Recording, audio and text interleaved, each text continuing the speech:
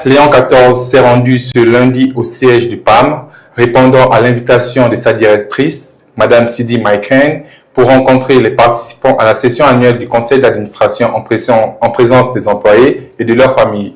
D'emblée, le souverain pontife a souligné la convergence entre l'engagement de l'institution et la mission de l'Église catholique. Le pape Léon XIV a aussi lancé un appel aux dirigeants à augmenter les ressources consacrées à la lutte contre la faim et ses causes profondes. Reportage de Jennifer Makunga. Le pape a qualifié les crises actuelles de réalités persistantes marquées par des conflits prolongés, une insécurité alimentaire chronique, une instabilité économique et des vulnérabilités climatiques croissantes.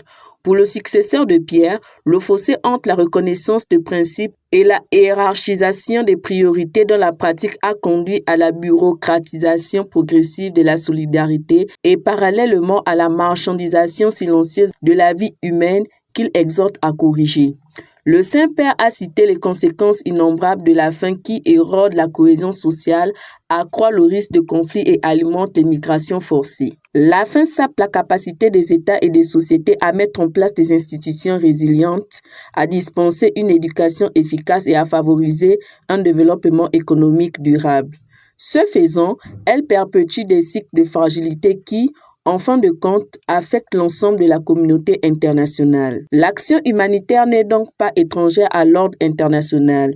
Elle est le reflet de la responsabilité de la communauté internationale de renforcer la solidarité, de lutter contre l'exclusion et de reconnaître la dignité inhérente donnée par Dieu de chaque personne.